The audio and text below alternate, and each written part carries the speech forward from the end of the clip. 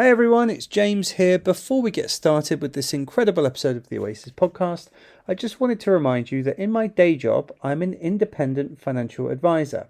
So if you're in the UK and are looking for help with investments, pensions, mortgages, insurance, wills, power of attorney, anything like that, feel free to get in touch via oasispod@gmail.com and I would be very happy to help you. Right, on with the show. Alright, it's Liam. I want to thank everyone at the Oasis Podcast. As you were.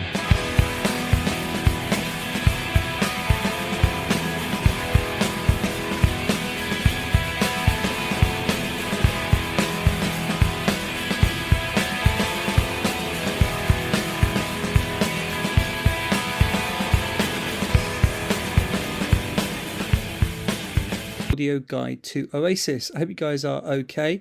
We've got a fantastic episode today. Really exciting, actually. Some of my musical heroes. We have half of Kula Shaker, Alonzo Bevan, who is the bass player and went on to play with Johnny Marr, and also Darlington, aka Jesus Christ, aka the Shroud, aka Gandalf, who played keyboards with Oasis for 7 years. So really excited to finally track down Darlington and talk to him, and also to Alonza as well.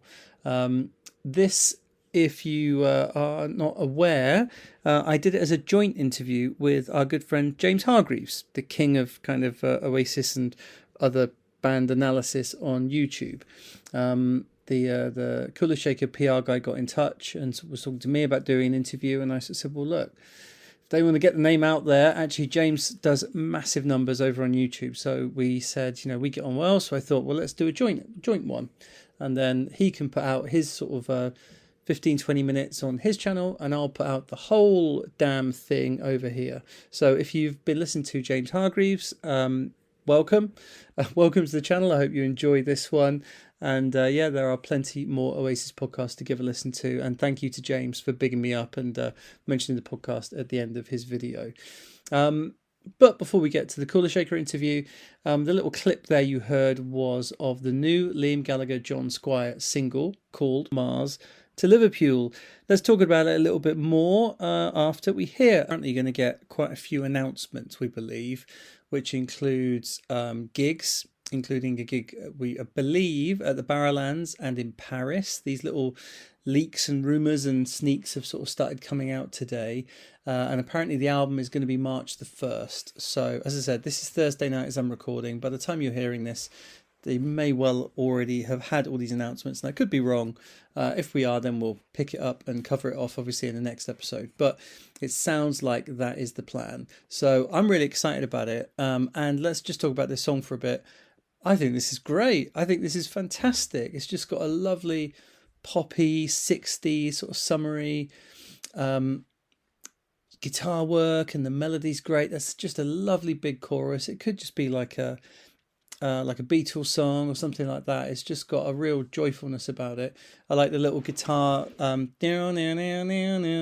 playing around on D on the guitar, which is always fun when you hear people do that.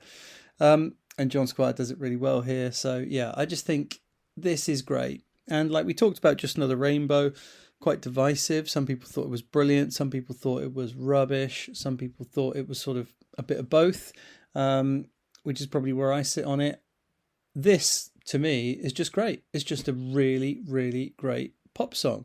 Probably the most similar thing I could think would be something like, now think about it and get your thoughts on it in the next few days and maybe pick up a bit more next episode. But for now, I just think, why was this not the first one?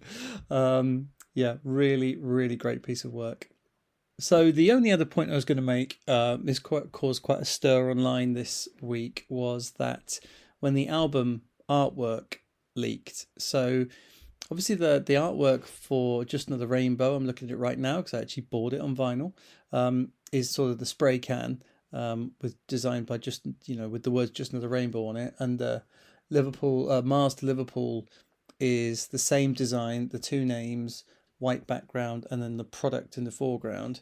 And the Mars Liverpool is like a chocolate bar or like an energy bar. And then each of the other song titles have all got like a product relating to them. But then the way that the actual album, I mean, I'm only seeing it in thumbnail at the moment online, so it might look a lot better in reality. But right now, it looks like a really bad Photoshop job that they've just put all of these like fake products on top of each other. And it just looks really weird. And I mean, I posted it. It sort of leaked, and I posted it. And a load of people were just saying, "No, that's not it. That can't be it. That can't be it." That was just the general pervading view, was just, really? That's it? And people were just denying it and saying, no, you got it wrong. And then obviously now it has been announced that is it.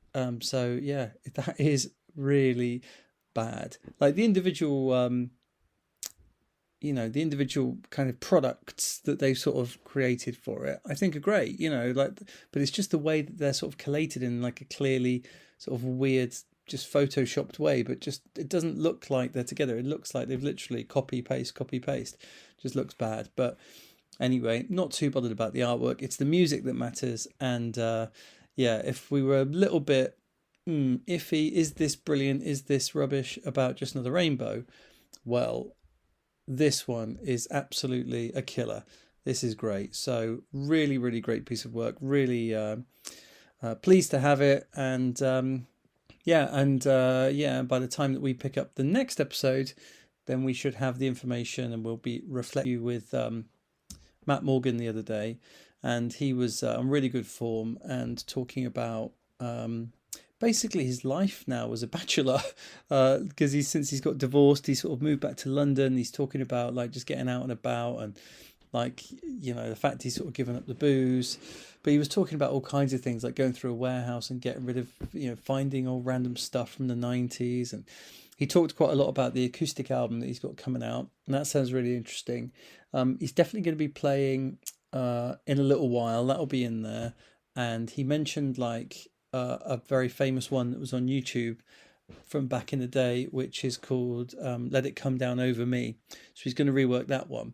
All the times I fell in love, and when my love was not enough, and for the future I don't see, just let it come down over me, just let it come down over me.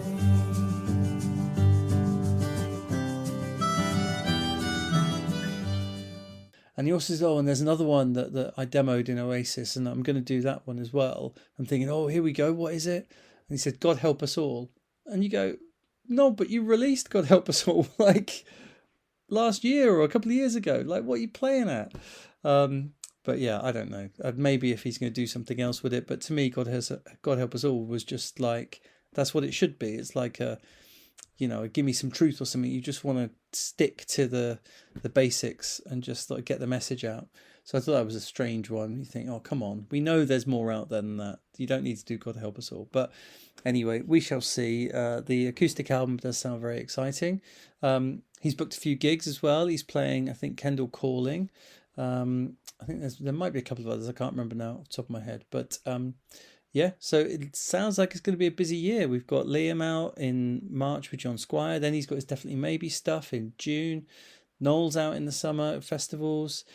All good, all good. It's a great time to be alive for an Oasis fan. And it's a great time to be alive for an Oasis podcast fan, because it's another one off the hit list. We got Jay Darlington. So excited. So let's crack on with it. Here I am with me and James Hargreaves and Alonza Bevan and Jay Darlington. And if you want to see me kind of smirking weirdly, looking like a square with these like very cool guys I'm talking to, then go and check out James Hargreaves' YouTube version, which I'll link below. But anyway, today I'd like to welcome back to my channel for I think possibly the 6th time now, James C. from the Oasis Podcast, who is co-hosting with me today.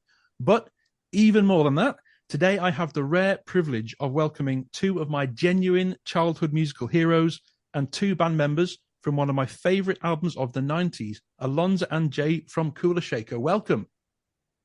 Hello, sir. Hello. So me and James are going to kind of take it in turns, interrogating you a little bit today. So I'll pass over to James, if that's all right.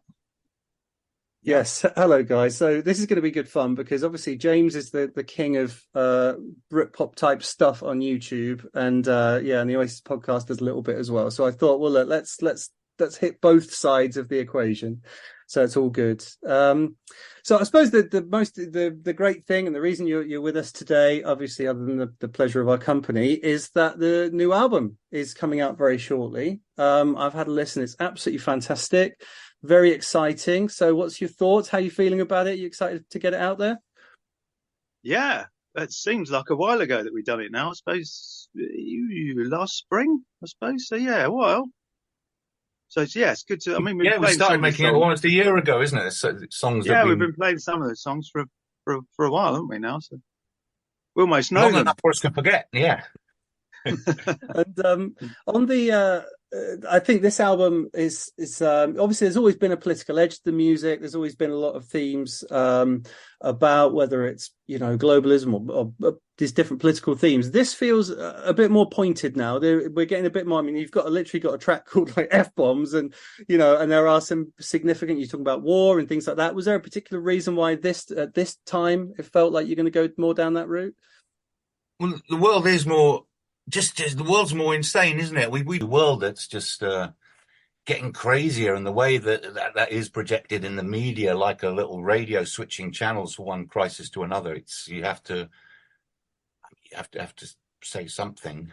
I mean, rock and roll's always about kicking back at the establishment, and the establishment are taking the piss at the moment. So we're just having some fun. We're not, we're just taking the piss out of them back. If they're going to take the piss out of us, we're going to take the piss out of you, you bastards. We know what you're up to.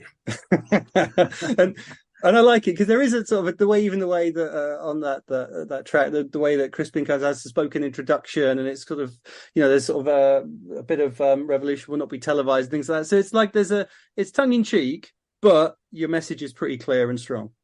Yeah, we're dealing with censorship, like as we always have, and it's been often the censorship by omission and that sort of censorship light, totalitarianism light, it's always those themes, but it's got to a point now where you certain things just you can't have a public debate about certain things, and that's awful. If you can't discuss something, that's why you end up having bloody wars. It's just people that have you've gone through every other option and you end up fighting. But if you're missing out that crucial option about just discussing different ideas, it's the the polarization of opinion. People use that, to their advantage, time-tested technique.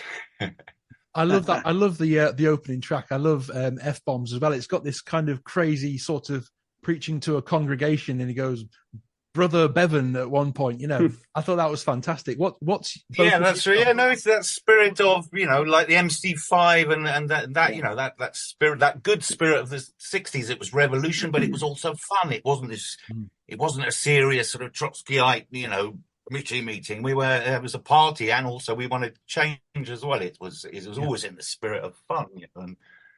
Right. So if each of you had to pick your favorite, what's your favorite track, each of you, on the new album? I love F-bombs because it's silly. I love it's a nod to the Beastie Boys, and it's a good message. Fuck war, and fuck those motherfuckers that promote it. Yeah. That's me. Sorry, Jay. I like Happy Birthday. It's a cheery one. I love that as well. And when you had it as Happy Birthday, because I don't know if you know the new Liam and John Squire song that's just come out, Just Another Rainbow. Yeah. Yeah, they've had quite a bit of grief for listing the songs of the Rainbow. So I thought when the words of the Rainbow, and so when that came out, I thought, oh, have they just taken Happy Birthday and like done a version of it? But no, it's switched it up a bit. Really, that's cool a great song, track, isn't it? Great psychedelic track. Yeah, well, Happy Birthday or Just Another Rainbow or both? No, Another Rainbow. Well, both actually. But yeah, both. They're both. Yeah, no, I've heard that track. I like that. Yeah. Keep up the good work, fellas. Yes. It's a tune. Waving the psychedelic flag. Yes. I think it's fantastic. It's really creative.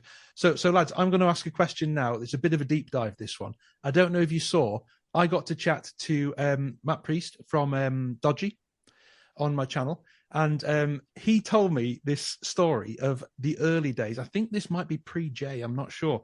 When your band was called Objects of Desire. And he said that Dodgy played alongside you guys, and at one point at a live gig, there was a geezer wearing jodhpurs and riding boots and holding up the sun and whipping it with a riding crop. I have got to ask, what's the story behind that? They're crazy heady days. We had a singer. We were in a band. Yes, it was called Objects of Desire. It was the late 80s. That's all I can say on that front.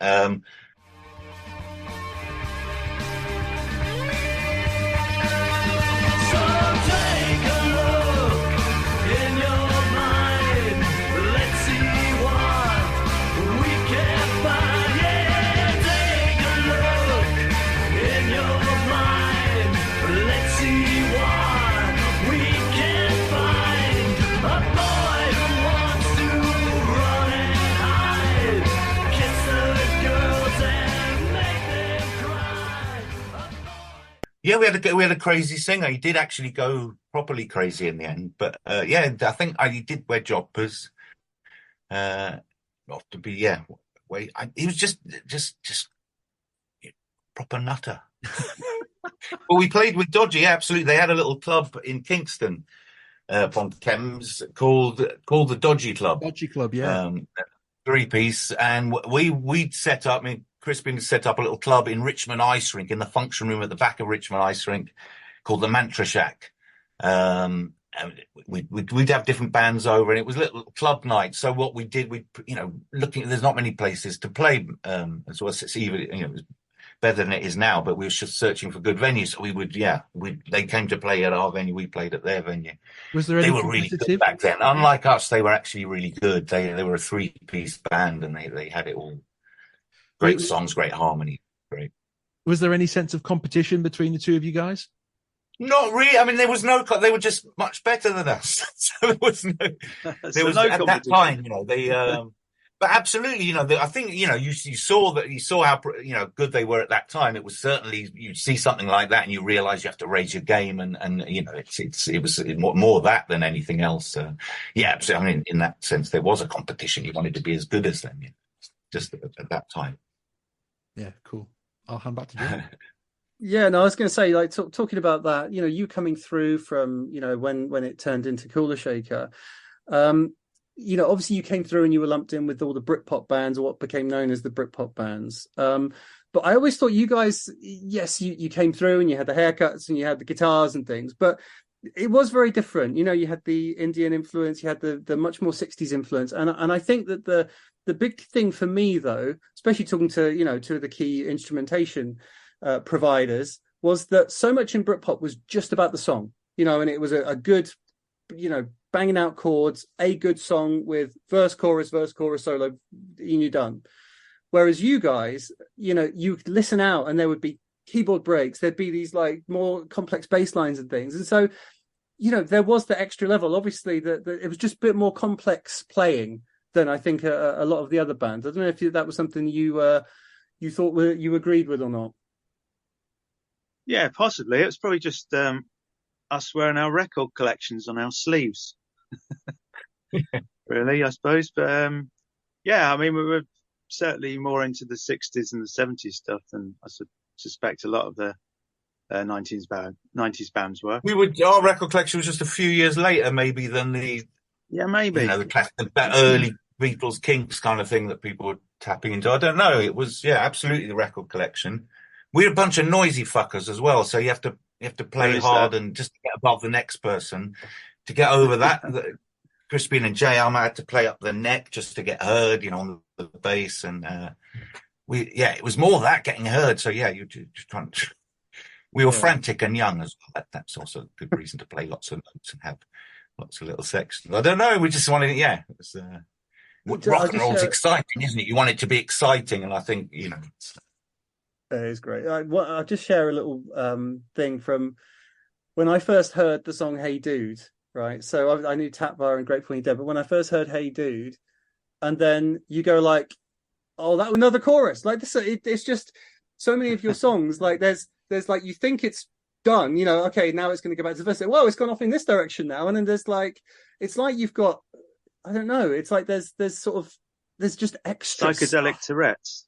Yeah, well, you could say that. Putting these things together would be like, okay, we've got 3 minutes of a good song. No, let's go off and do something else here. Let's add a little bit more to this. I think so. I mean, certainly Crispian's got that real pop melodic sort of thing going on. He just can just pick out a great, instant melody out of just simple chord progression. He's always been really great at that. That's a big part of it. I'm trying to think what. We like lots of hooks, so you have to make a song longer to get them all in. It's like those early singles, they were maybe 2.5, 3 minutes long, and then we were talking about that on this more recent album, where you'd listen to a very short song, but it felt like you'd been through this whole journey of ups and downs through little dark corners, up alleyways and back, and it's that idea that those songs they would cram in a lot of parts and a lot of ups and downs into a very short space. It was just keep around the world in 2 minutes. That's it. Plus, no one's got, it was like, no one's got attention spans anymore. So it works for. I remember when that came out. I remember when Hey Dude came out. So do you remember Top of the Pops magazine, like way back in the day? Yeah. I must have been 13 or something, and I'd heard Tatva on the radio. I was like, that is like the best thing I've ever heard. It's when the kicks in. I was mesmerized. I absolutely was. And I went out and bought it, and I bought the bastard wrong CD because you had 2 CDs, and I got the one that didn't have the proper album version on. So I went out and got K, and amazing. And I remember seeing that video for Hey Dude, where you guys are on the rooftop of the bus driving around London and just thinking, this is the coolest thing I've ever seen. What do you remember about like doing that, like going around London? Oh, it was such a hoot doing that. You must have been crazy. Well, did you have the music blasting, or were you just miming silently? No, that was, man. It was a lovely day, wasn't it? There was sun shining. We had that French director, Stéphane Sidney.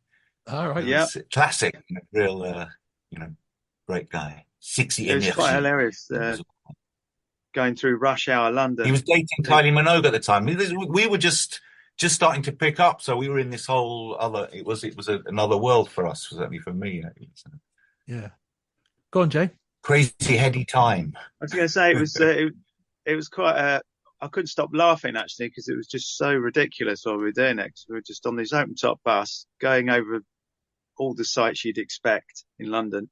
And people just going about their general day, sort of looking up, going, "What the hell is going on up there?" So yeah, it was quite fun turning the heads as we were going along. And there was a point where we did part of it. We're on top of a car, I seem to recall. So that was quite interesting. So pretending to be Superman strapped to the front of a car, going around London, like you do, Standard rock star behaviour. Yeah, it is. Tick. I've ticked the box. Do you remember being stuck out on a crane or something at some point? That's it, on a crane on top of a roof. Moved to the camera and then, yeah. So there you go. It's one way to earn a living. I still haven't quite mentally adjusted to the fact that I'm right now talking to the 2 guys who were in that video. It's just absolutely different wigs now. Yeah, different wigs. I was going to say on the obviously on the Oasis side. So do you know you guys supported Oasis at Knebworth, which must have been a hell of a gig. Can you talk about when you first encountered the Oasis guys and how that would have come about? Because also Noel was quoted as saying Kula Shaker are the best band in Britain as well. So that must have been quite a big deal at the time. Yeah, we were lucky that they just liked what we were doing, and vice versa. And I guess we've got quite a few records in common in our collections. So, I see why they probably would like us. But, it was amazing getting that gig. I mean, it's just like a sea of people. It was insane. It was surreal, wasn't it, Alonzo, looking up at that amount of... Yeah, no, absolutely. No, we hadn't really seen... Realising how popular they were. It's just incredible.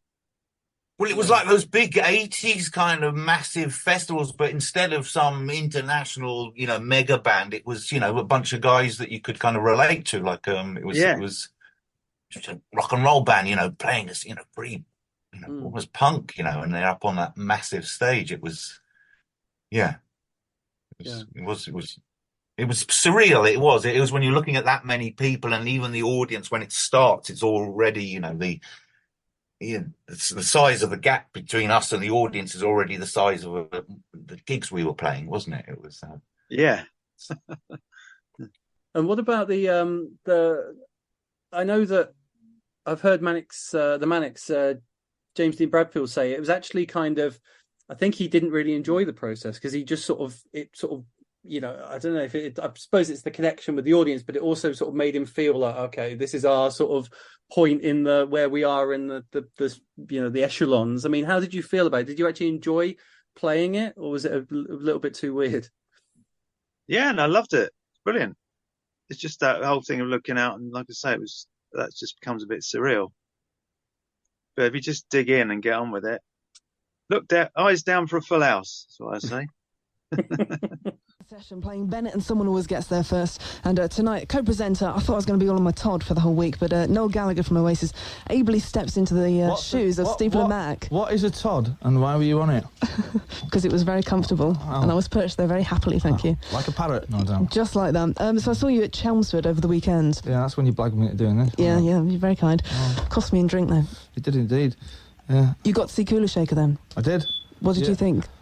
I've seen him before. I've seen him supporting the President of the United States of America, and I've seen him at Knebworth. But it was the first time I've stood out front at a gig for about 3 years now. I like him, you know what I mean? And a lot of people don't. Our kid hates him for a start, but I've got some stuff off the album at home, which I think is really good. But I like him. I mean, people go on about him being retro and that, but I mean, what does Liam like actually? I can't imagine.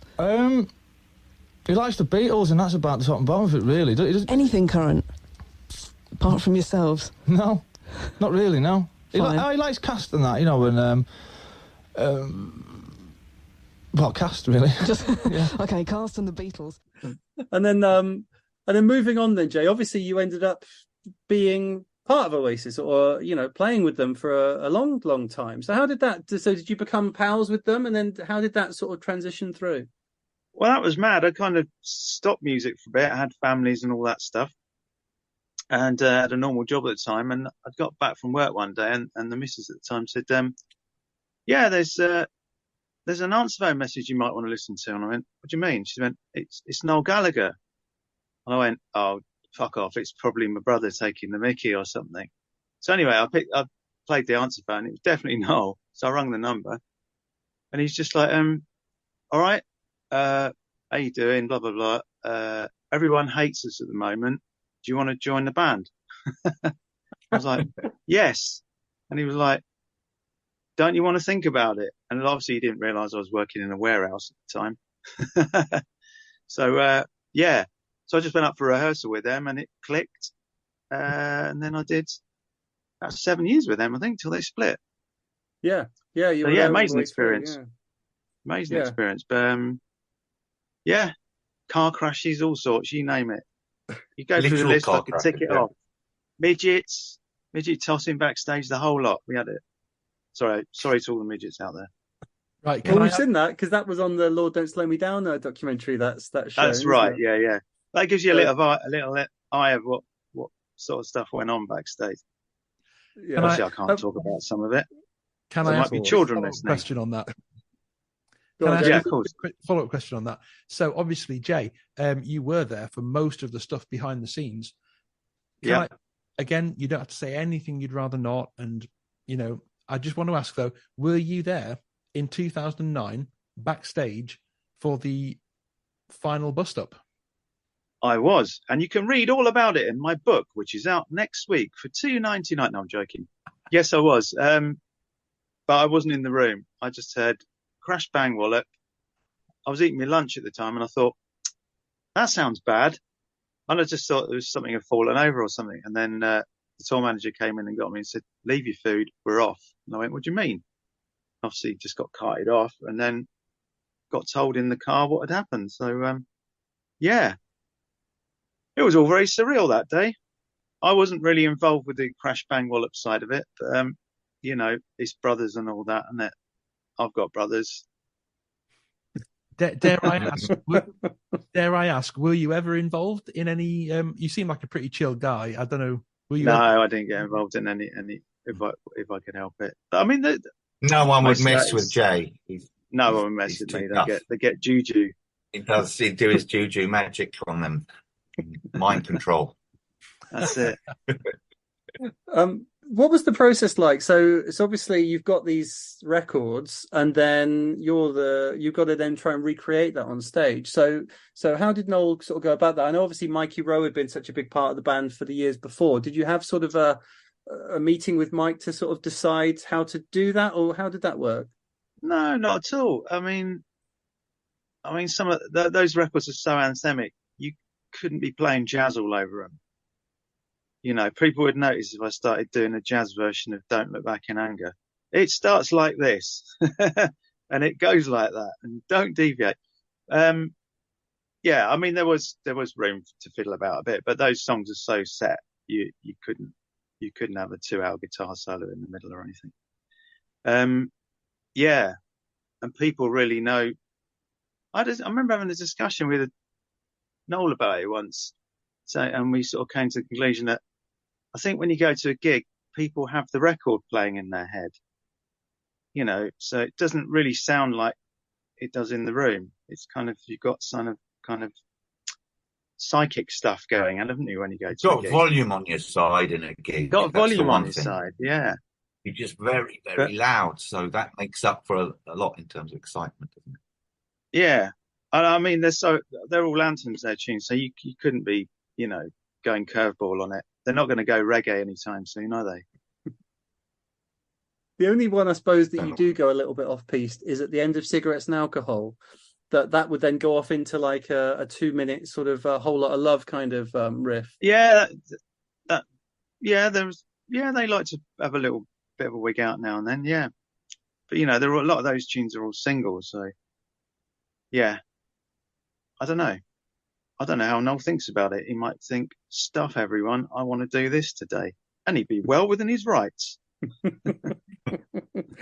And yeah, and in terms of recording as well, I believe you only play on one Oasis recorded song, which is on the Dig Out Your Soul album. That's right, yeah. I did a session at Abbey Road for them, which was quite surreal because the last time I was there was with Alonza and the guys back in the late 90s. Yeah. So in the same room as well. So it was quite strange doing that. Yeah.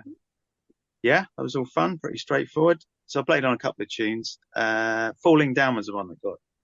Yeah. Most that's of my, credit. That's my the only well one that's done. credited as far as I can see. Yeah. I played on other couples, but they didn't get used. But yeah, because they were too good, you know, basically. I'm joking. Yeah, so it was really surreal. I had a terrible hangover that day as well, so I couldn't open one eye. I mean, sort of Abbey Road through the headphones with Noel going, right, off we go then. I was like, oh, okay. But it's good. It was a good sesh, actually. But are you then coming up with it yourself, or is Noel sort of got a humming you an idea, or how did that work? No, he just said, do what you do. I think he liked all those sounds that I used, like on things like Tapper and, you know, all those very psychedelic Beatles kind of mellotrons. And funny enough, Noel has one of the best keyboard collections I've ever seen, and he's a guitarist. But when I went into Abbey Road, the whole room was full, and you name it, it was on there. 2 of each. So he's a bit of a collector, but he's got all the old vintage gear, you know. Yeah, he's just selling stuff at the moment, actually. I don't know if you saw it popped up. Denmark Street Vintage Guitars popped up yesterday. They had an Oasis collection selling all kinds of stuff, but very pricey. Very pricey. Well, it would be, wouldn't it? I mean, in there.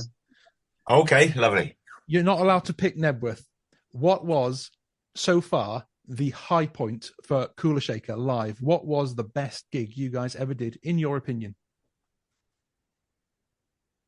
Goodness me. No pressure. Well, they've all been so amazing, haven't they, Alonza? They were all amazing. That's the problem. The one that particularly amazing. I love playing the Fillmore. Fillmore West in San Francisco, just because of it's that, you know. We did 2 nights there, was it, in '99, and we'd sold it out. So we got you get the poster when you sell out the Fillmore, they make up the classic pop art kind of poster. It's just such a classic venue to I've been reading about the merry pranksters and all of that shit. So it was a teenager and stuff. So to end up in San Francisco playing at the Fillmore West was just a huge, Yeah, Cream and Zeppelin played there. Yeah, exactly. Yeah, no, it was. That's insane. Wow, I did. You know what? I'm pretty good on my Britpop kind of history stuff. I didn't know you guys had played there. That's amazing. Yeah, no, it is.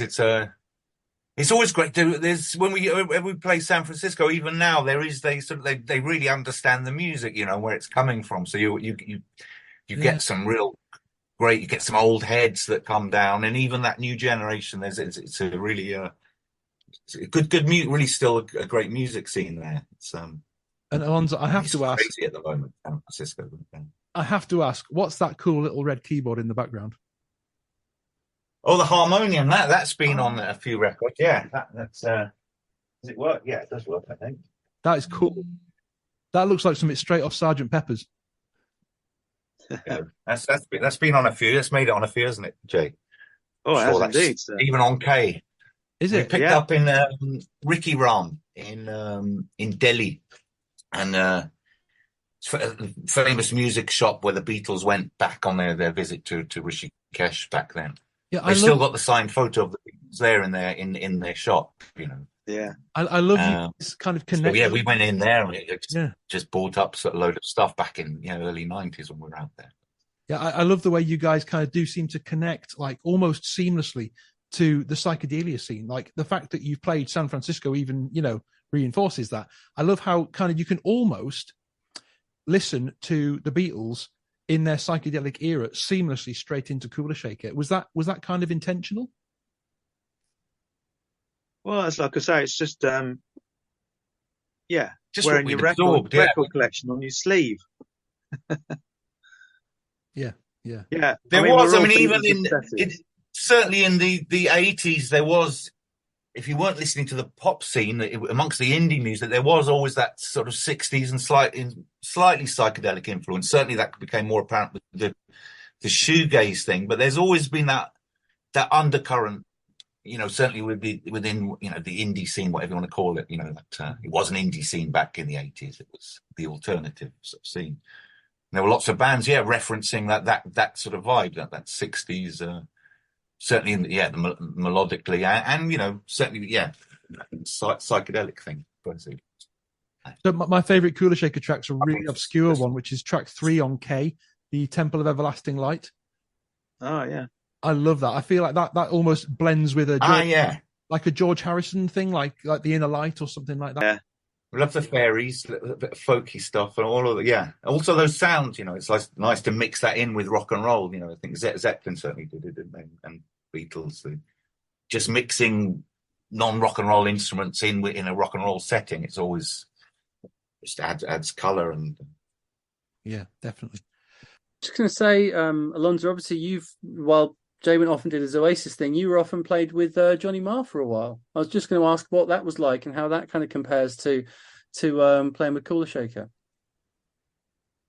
Yeah, it's that world, that whole Manchester music scene that I entered into, much like Jay. It's it was a real privilege actually. It was he's musically he's fantastic, really great musician and a proper music fan, that just plays for the love of it. I think Keith Richards is someone like that, just has to keep playing, one of those guys. He's born guitarist. So yeah, it was interesting, just also becoming aware of that north-south thing that I wasn't particularly aware of, but you became aware of it in, being up in Manchester particularly, that view of, the south and, London, where the streets are paved with bastards. It was all good humour, but I wasn't coming from London. It was like, because they are so arrogant up their own arses, they aren't even aware so much that there is that divide that went on. So that was a whole thing that it was a different approach, that northern thing. And I liked it. My parents are Welsh as well. So that thing of just being open and speaking to strangers and stuff like that it wasn't shocking, that there is that, especially in London, and maybe less now, but that, you know, that thing of you'd have a newspaper in your face, people just wouldn't engage with other people. So different temperament. So that was, yeah, that was interesting. No, he was great. I got to play with Zach as well, who Jay played with later as well, who's a, you know, fantastic drummer and you know, got great sense of humor and he's a fantastic character, isn't he? No, for me, that really saved me, actually. Join, you know, the band has sort of imploded, really, hadn't it, at the end of the 90s, you know, with everything. So I was really lucky. I got, you know, taken under Johnny's wing, and he introduced me to loads of music that you wouldn't expect Johnny Marr to be into, you know, especially, and he was into all that psychedelic stuff. Even I mean, for a start, he's got a tattoo of Aldous Huxley, isn't he? He's into that whole world of Huxley and that you know, that idea of expanding one's mind and all of that. But yeah, he got me into Pentangle, Bert Jansch, and all of those folk guitarists as well. He was playing with Bert Jansch, actually. He was still alive at that time. He was doing some gigs with him. So yeah, just this whole other world of you know, music I got introduced to. Flute you've got behind you as well.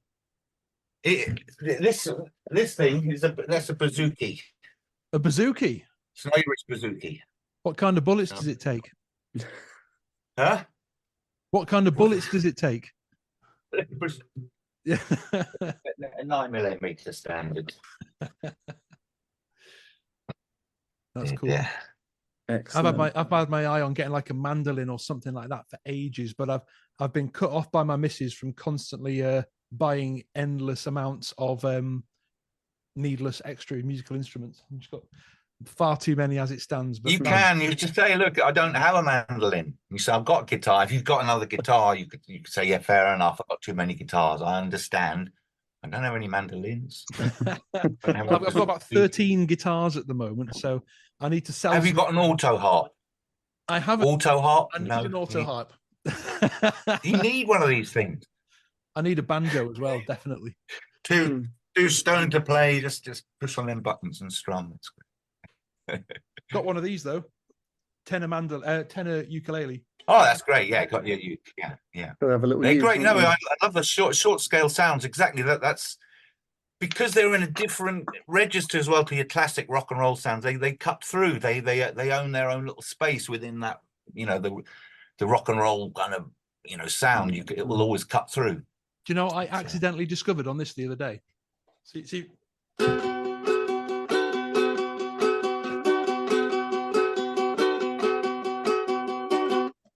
You can play Zepp on it. Very nice. Very good. I was going to say, we started this album, or the last album we nearly started as a ukulele album. The first Congregational Church album. That was going to start as a ukulele album. Really? And there's still some remnants. There are little ukuleles dotted through the album stuff. We talked about George Harrison a bit earlier, and like I know that he loved his ukes, didn't he? And he always had he would always have 4 or 5 in the boot of his car, and whenever he'd go anywhere, he'd just chuck a load of ukes around. And there's the anthology footage. They're all sat there playing ukes. They're just a lovely, fun little instrument, aren't they? You can just take them wherever and just make music. She's sweet. I asked you very confidentially, ain't she sweet? Casting eye in her direction, on me all mine. Ain't that perfection for your love? I repeat, don't you think she's kind of sweet? Now I asked you very confidentially, ain't she sweet? Ain't she sweet? Nuclear War. It's true, and actually together they make a great sound, don't they? They make that really almost like Hawaiian kind of that chorusy sound. It's lovely. That is lovely. Well, James has just very nicely set me up for a question there, which is so I heard at least that it was a rumor that you guys had actually been endorsed and kind of given the George Harrison blessing on some level. Could you tell me a little bit about whether that's true and how you guys connected with George Harrison, if so? I think was that with Chris reached out to him when we were the track that we called Go Kula, which was a riff, wasn't it? Called on Wonderwall. What was the track? It was a track of Wonderwall called Skiing. Skiing, yes. From the Wonderwall music album. Yeah. Yeah. That's right. Yeah, from the music album of the film. Yeah. So we're obsessed with that, and so it was a riff. So we'd always been, we'd played through the riff a bit, hadn't we? And then Crispin had written a little bridge, chorusy, couple of choruses, for it.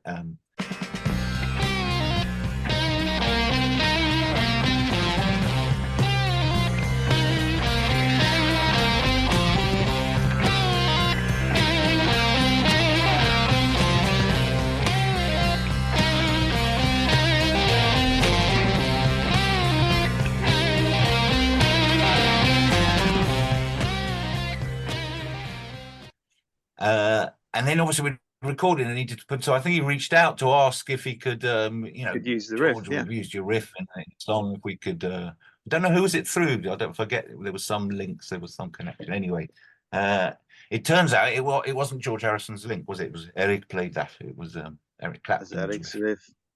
But he said we could use it. But we never met him. I think never got to meet him, did we? No.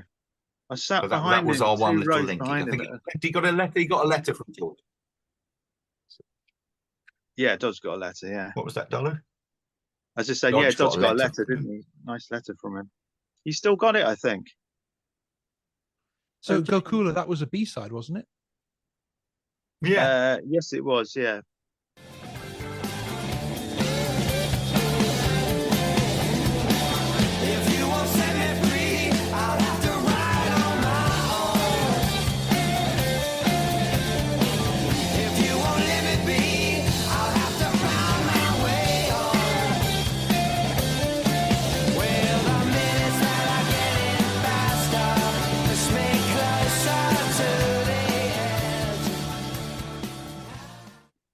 And Jay, did you say you started to say you were sitting behind him a couple of rows at one point? I went to a Ravi Shankar gig, believe it or not, back in the day, and he was like first or second row from the front. We were just kind of behind him a few rows, and I kept looking at the back of his head, going, "That looks like George Harrison." I could almost touch him, but I didn't because that's illegal. But so we never got to meet him. It was always kind of. It wasn't meant to be, but yeah, Crispin almost met him via a letter. Well, fair enough. The rumor I'd heard was way more elaborate than that. That he was the one who discovered you and signed you and all sorts of this stuff. But if that's that would have been, I prefer that story. Can we use that one from now on? That's much better. Yeah. Continue my work. Yes. No. We'll have that story. That sounds much better. Yeah. Cheers for that. Thanks. He endorsed us to continue his work and spreading the word. One other thing I was just going to ask about on the Oasis side, actually, Jay, is that Noel would introduce the band and he would go through and pick everyone out, and you always ended up getting a load of different sort of quite fun nicknames like the Shroud and Gandalf, things like that. Were you okay with that? No, I hated it. No, I'm joking. It was fine. It was fun. It was very funny. I mean, the audience are going to do it if he doesn't. So, I've got long hair and a beard. They're going to shout something. No, it was great, and you brought so much to it, and it was just like you said, there's a different look as well because you've got it's fantastic. I was just being me. If that bothered anyone, I'm sorry. Fuck me if it's not the Son of God, Jesus Christ, playing keyboards.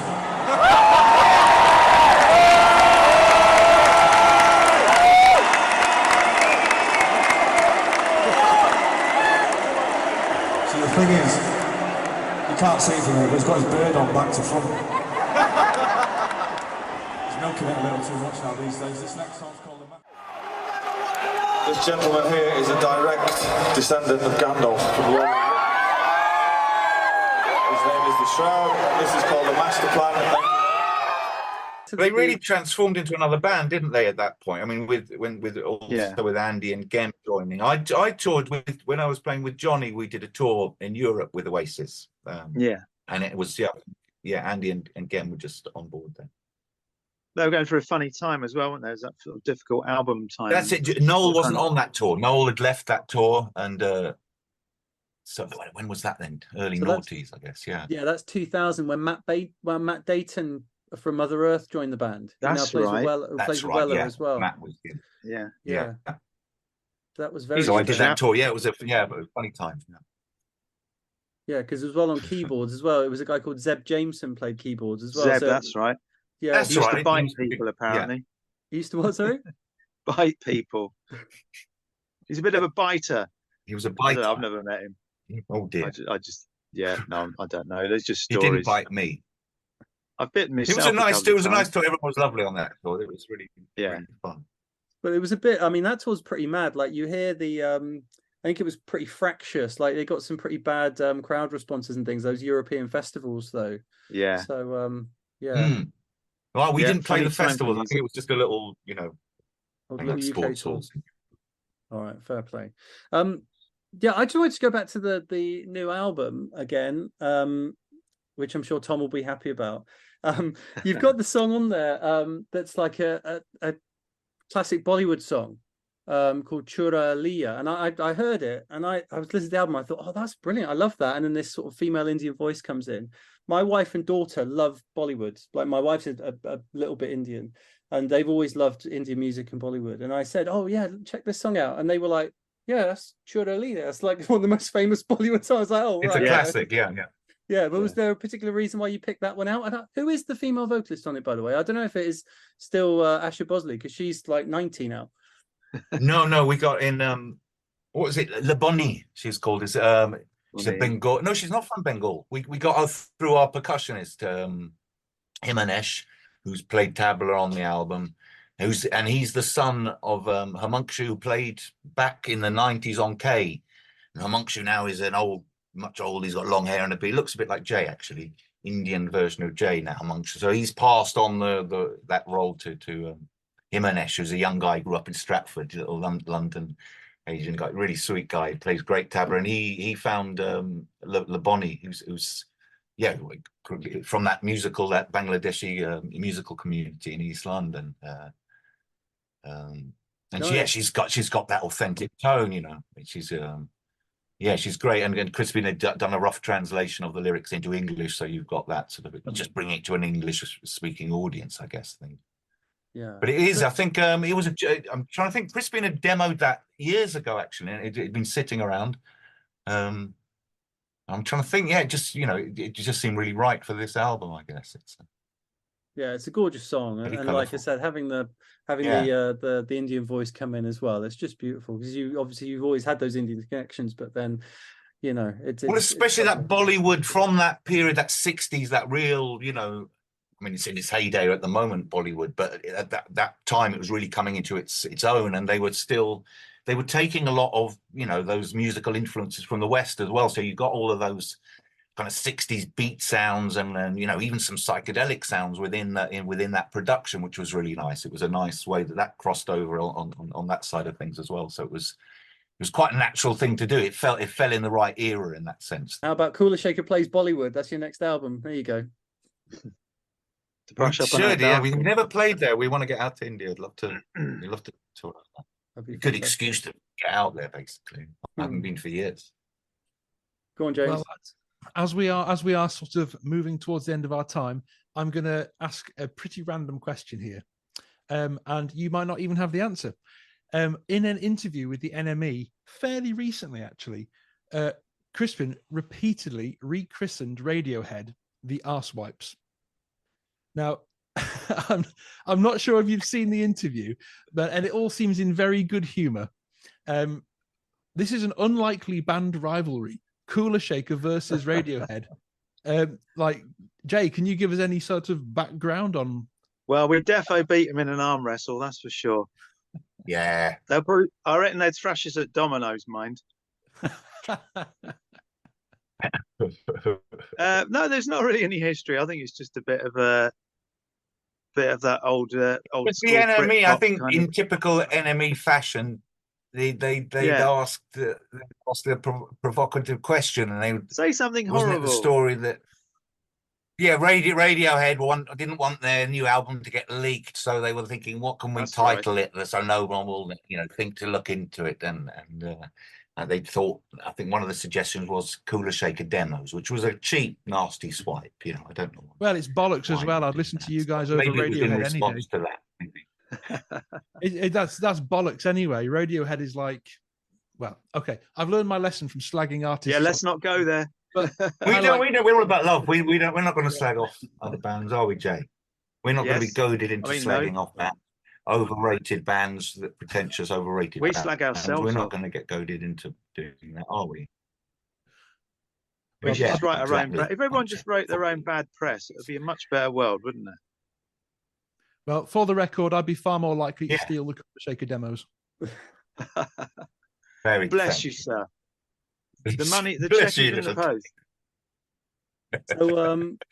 So what's the plan then? So you more, I know obviously the gigging, it started out like the gigging, and then you got this, you've knocked these last 2 albums out really quickly. So is it you just sort of in this rich vein of form, like, look, let's not wait 6 years again. Let's just keep cracking on. And it does feel like there's a bit of a movement now. Like Shed 7 got to number one last week. Liam and John are back, like we said. And, it feels like, there's a bit of a resurgence actually. But is that what you're thinking? Yeah, it seems to be coming up to good times in music again. We've had a bit of a grey spot, haven't we, for a best part of a decade now. It's not really been much happening, I don't think, in music, but this is all looking promising. We've all got, it's all come together as well. It's true, we've always been lazy buggers, and we'll make a record, tour a bit, and then spend 5 years farting around doing other stuff. So I think everyone at the moment, everyone's really in the band. We're all vibing, enjoying just hanging out and playing together. That's what's been really good. Since Jay's come back, actually, it's been really nice. You're saying that now. Being a band, I'm saying that because you're there. Yeah, of course. Yeah, you're very kind. Yeah. Just for the cameras, Jay. Yeah. I know it's not real. Yeah. No, it's been absolutely great. So everyone, it's focused. So we're going to get out and do some. I think it's announced today, and we're doing a UK tour in April. Yes, indeed. Getting out again off to Japan in a week or so, aren't we? So yeah. Writing, we're going to do a little bit, even do some recording. We've got a studio out here in Belgium, so hopefully after the Japanese tour, we're even going to try and do a little bit of recording, maybe between Japan and the UK tour. Just working away. Keeping busy. It's the end of the world soon. Well, they're all talking about World War III, so we want to get, write a few tunes, get a few gigs in before. Save up for our bunkers. Yeah, exactly. We heard Artie Berman, and we heard Asha, and an Indian record player, little Indian record player. We heard Jalti Jalti, from Go Back Giza, and an Indian record player, little Indian record player. Yeah, yeah, yeah.